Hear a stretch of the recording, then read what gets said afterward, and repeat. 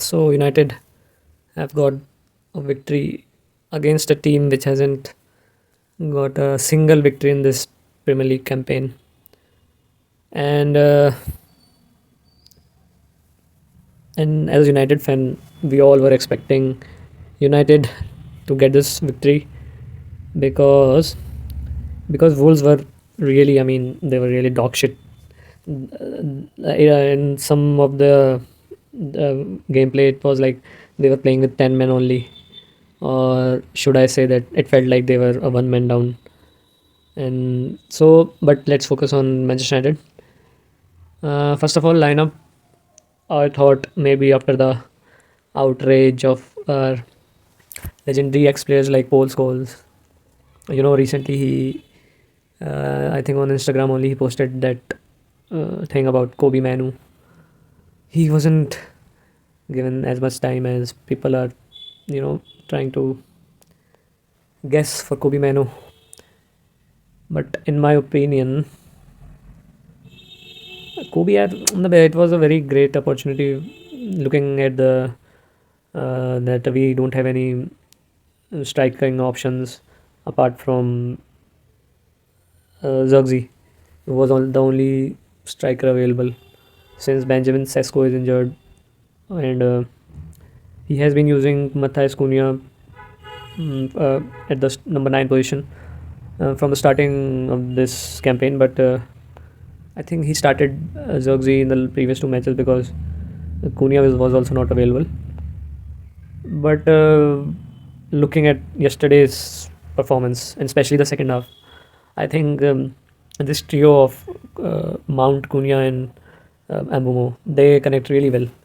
Because, I mean, better than Benjamin Sesko, Cunha, and Mbeumo. Because if you see, because the difference that Cunha creates playing as a number 9, that is very crucial because he links with all the players, and in the because he drops also and goes to the left wing and right wing, and he's like a better player on the ball, so he plays 1-2 and connects really well with all the players. And so the passing and the movement is really fluid. Like yesterday, some of the moves, some of the plays were, I mean, really, it was very, you rarely see from United that sort of gameplay, because that was a really pleasing, I would say, to the eyes to watch.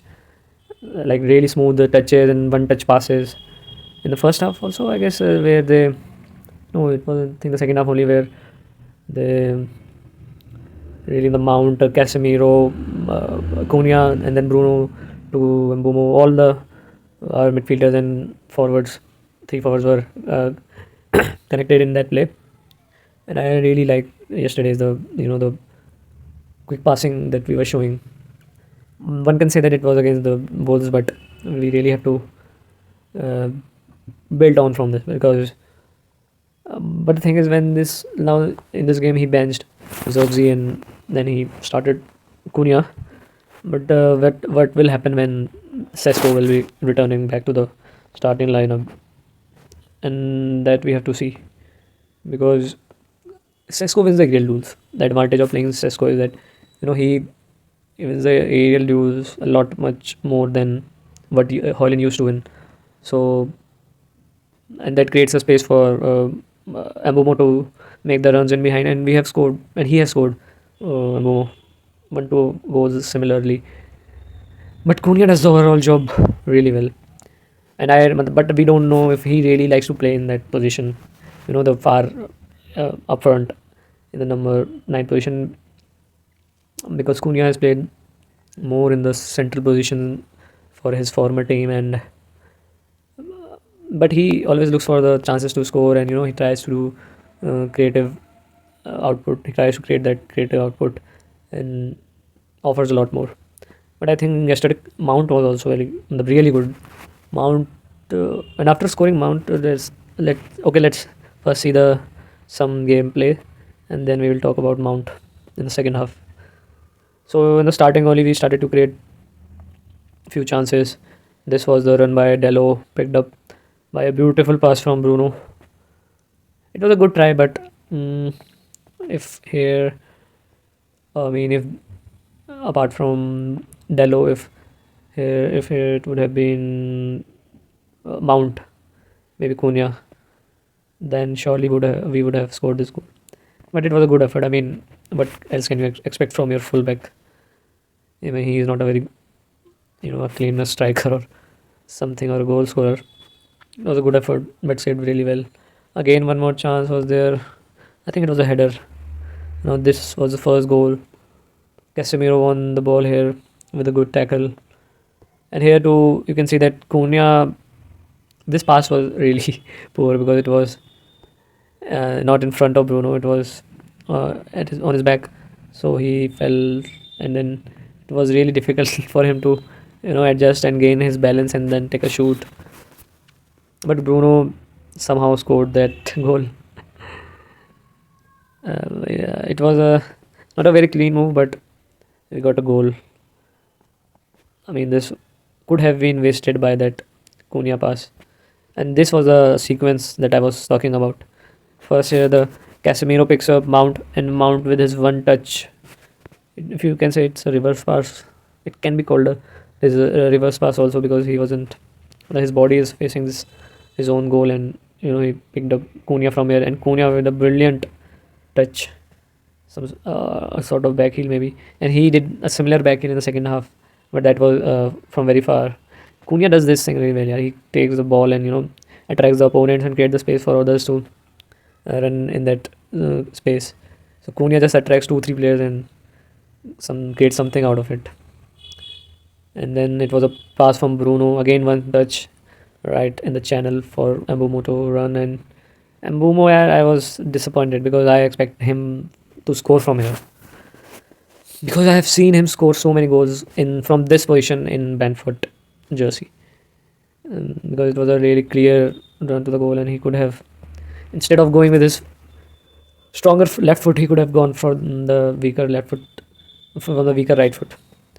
And then Bruno followed with and then Cunha followed with the chance. Yes, it was saved on the line with the Wolves defender on the goal line. Yes, and then again it was Ahmad who took a shot, but it was wide from the goal. Again, it was a headed attempt, close attempt, and then Wolves gain. So we missed 2-3 chances that I think we could have easily scored, that Diallo chance and a Mbeumo chance. So we could have easily been at least 2-0 up. And then we gave another breather for Wolves, who like from here, if you see the positioning of our players, right, Diallo was here, and the wing is completely vacant. The position players were like, for this sequence, they were easily delivering crosses, and we couldn't deal with it. And this was a really good finish by this player. He was like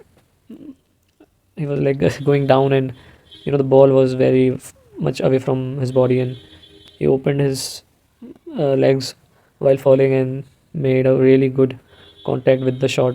It was really placed at the bottom and with some good pace. So it was a really hard finish and a really good finish. So first half ended with a 1-1 score line. I don't know why we do like defensively. I'm not saying that we are very big, but we are conceding too much, and I don't know how we are able to play so well in the away matches, and we just shit in our own Old Trafford in our own home, because we defeated Crystal Palace, who were like 12 game. I think yes, they were 12 game unbeaten in their home ground, and we were the team who got there and beat them up. But I guess they defeated Liverpool as well as Manchester City, Crystal Palace. They defeated both of them on their ground. and this is the surprising thing with Manchester United. You can never be predictable, or you cannot predict what they can bring on the pitch on that day. Like you can never seem to just find that consistency with the United team. One day they are, I don't know, this could be with the mentality of the players. They are really pumped up or hyped up playing in the away matches or against the better opponents, whom the fans thinks that they are stronger, and United are the underdogs for that match. But I guess in our home ground, we just maybe the pressure from our fans, they are really anxious playing in front of our own fans maybe. Like also this, Amorim also pointed out this about fewer players like Dorgu, and they feel a little bit tensed and anxious while playing. So this could be a factor that we are winning away matches and drawing and losing our home matches. So the second half started really well. I mean, there was a continuous waves of attack, should I say, because I think before Mbeumo scored the second goal, we did create some really good chances before. This was a again, this was a flicks. This is Cunha and this is Mount and this is Cunha. See here, Cunha attracting three players, and from this tight position, he managed to find Mount with his flick. So this is the quality with Cunha. Even if he doesn't get a goal or assist, but he did get an assist in this match. The first goal was an assist, although a very poor one, but it was an assist for him. So this is the quality which sets him aside from Benjamin Sesko. If Sesko is in this position, now we are surely losing the ball. But Cunha somehow manages to, his Brazilian flair, he finds his teammates. And then Mount also picked a really good pass, I would say, but Mbeumo didn't take it really well. He could have let it run towards the side because there were no any Wolves player who was tracking him, so he could have let it go instead of touching because the pace was a bit heavy in that pass. But nonetheless, he should have controlled it better. But then he's picked this run of Cunha. And Cunha, I think he should have done it better here because his shot was easily blocked by the defender there. And again, this was a really good move. Where so this was the goal, right? Yes, this was the goal. Again, from a bit of counter, we can say we won the ball in our own half, and then Cunha picked. Yeah, it was Diallo. He picked Diallo very. It was Diallo, right? Yes, he picked Diallo with his through ball. Great pick, and then an easy tap in for Mbeumo. Again, Cunha was involved in this match, in this play. It was a good goal. It was a really good play. The second half, we created a lot of good plays, I would say. Here again, before the Mount goal, Aman and Bruno connected. Bruno shot got blocked here. United wins the ball again, and this was a really good play because the run of Mount here and the quality of the pass by Bruno to pick Mount was superb. And Mount also finished really good, especially the run. I think Zirkzee should learn from him to make this types of run because Mount was like really central when the game was here. He made a really good run.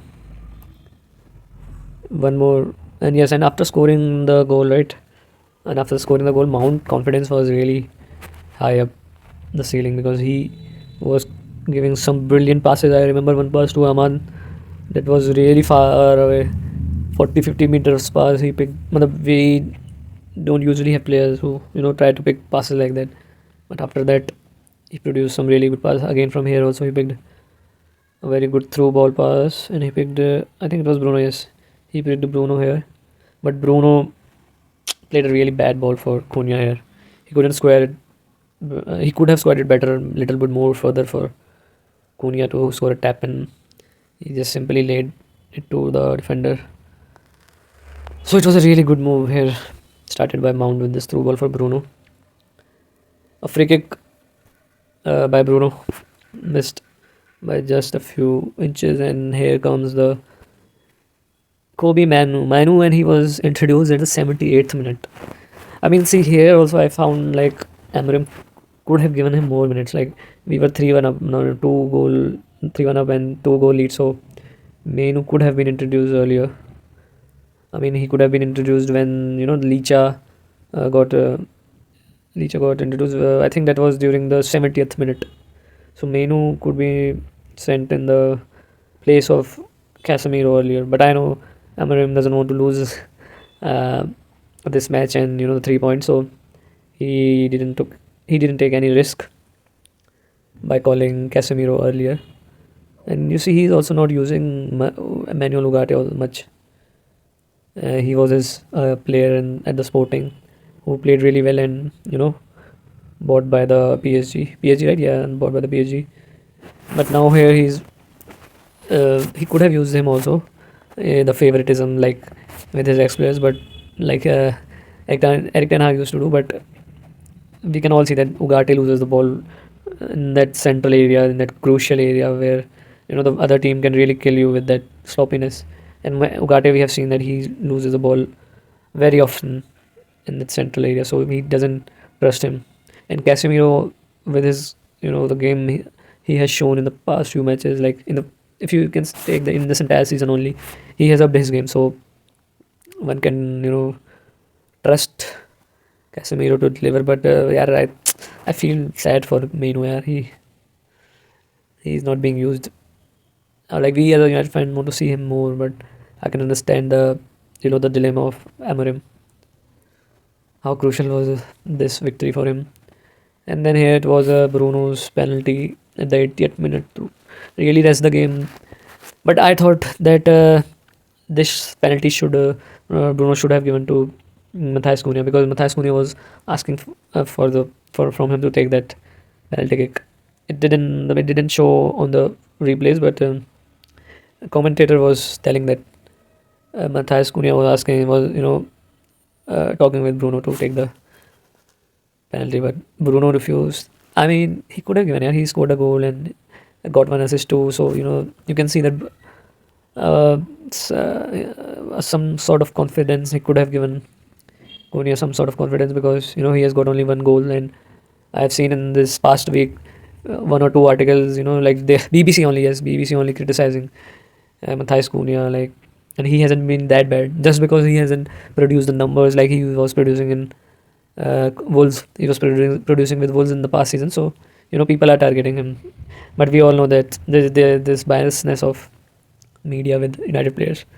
Even though Liverpool are players, their expensive signings are this bad. But Matthias Cunha gives you something else, right? He just holds the ball so well, and he connects with all his teammates.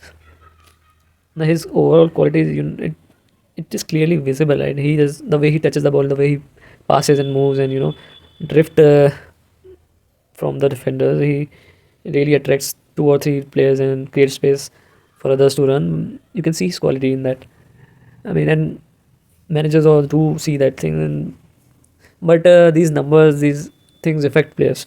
And if you are starting the number 9 role and in the playing final three, so these numbers and the social media troll can have an impact on the confidence of. But Cunha seems to me like really confident and really a chill guy. So, but yeah, I think Bruno could have given that penalty, last penalty to Cunha.